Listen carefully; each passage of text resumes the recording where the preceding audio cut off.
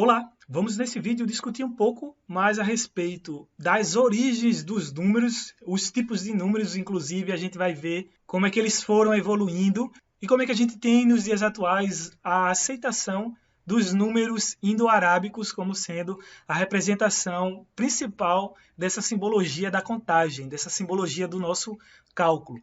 Aí veja só, aqui nos tipos de números a gente começou com uma tecnologia importante numérica, que foi a sociedade da Mesopotâmia em 3.000 anos antes de Cristo. Essa sociedade ela considerava os números a partir aqui, de números múltiplos de 10, tá vendo? O 1 era essa representação, o 10 tinha essa outra, 100, 1.000, 10.000 e aqui 100.000 tinha esse símbolo de um animal. Aí isso foi evoluindo, a gente foi ganhando maneiras de representações mais pontuais e mais organizadas, porque antigamente, para fazer uma contabilidade de um número muito grande de elementos, esses sistemas aqui já eram suficientes. Mas também a gente teve aqui na Babilônia, um pouco mais recente, a gente aqui está em 3.000 a.C., aqui já 2.000 a.C., a gente já começou a ter uma simbologia dada por isso. Isso aqui é um prego.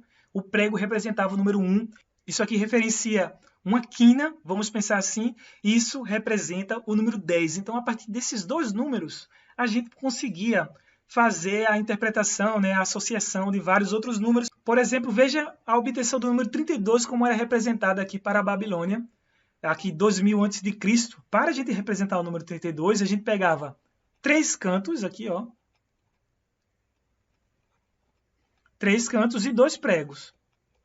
Aí você já pode notar que uma quantidade muito grande de números pode ter complexidades bem elevadas e complicações, para a gente representar números. Aqui 32, 32 aqui é no indo-arábico, como a gente já sabe e até utiliza nos dias atuais. Veja que isso daqui vamos supor, sei lá, 100.000 anos para frente, a gente pode ter uma representação nova dessa formatação aqui. Isso aqui, 32, pode ser algo tão antigo, tão ultrapassado, como, por exemplo, é esse caso daqui.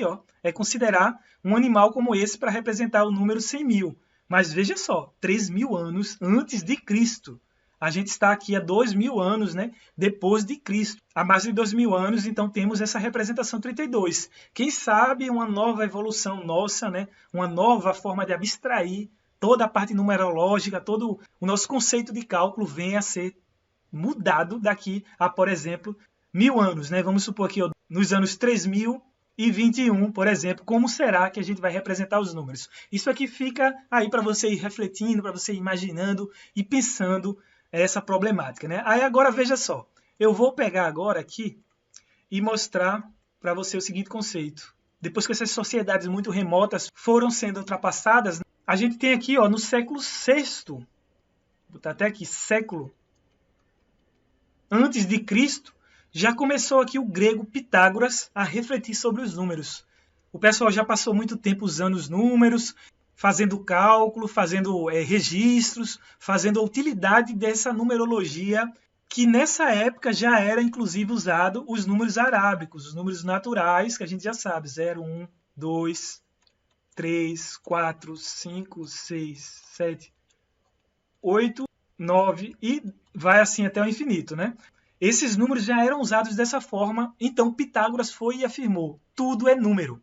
Veja que interessante. Com essa afirmação de tudo é número, várias outras áreas começaram a surgir, como a parte esotérica de numerologia, a parte de estudos mais aprofundados em dizer que números carregam uma parte energética, números podem representar um contexto da vida, números podem antecipar o futuro, inclusive. Tudo isso foi começando a ser surgido a partir das ideias de representação e utilidade desses números, e Pitágoras chegou a dizer isso aqui, que já dá um impulso, já dá combustível para a imaginação de muitos outros pensadores, filósofos e pessoas interessadas em entrar na filosofia dos números. Aí veja só, nessa época o pessoal começou até a discutir com respeito à unidade. O que é que vem a ser a unidade? Ou seja, o número 1.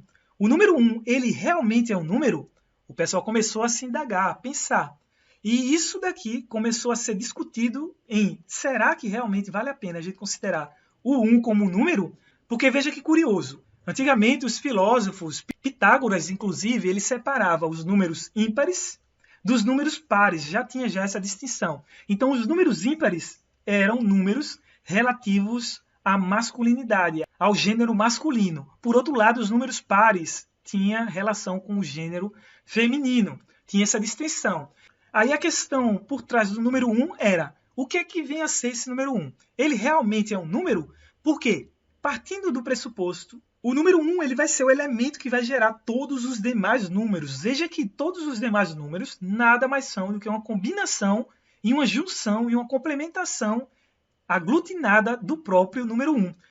Então, veja, a unidade ela não pode ser considerada um número, ela foi discutida como relação ao número, pois o número designa variabilidade. E o número 1 ele não tem variabilidade nenhuma, ele é a unidade, ele é uno, ele é único, ele é o cerne, ele começa por aqui e depois dele todos os demais vão sendo obtidos. Então, o número, nessa época, os pensadores começaram a imaginar que só poderia ser atribuído o valor número a partir do número 2, olha, só a partir do número 2 que a gente começava a contabilizar e a guardar como se fossem números. Veja que loucura, né? Veja como é que funciona a filosofia da matemática, as ideias, as nossas imaginações. Números relacionando aqui com o gênero, números relacionando com a parte energética, números que podem ser úteis para prever o futuro, antecipar o futuro. Tudo isso aí foi, objeto de uso da nossa massa crítica, do nosso pensar, do nosso saber interior.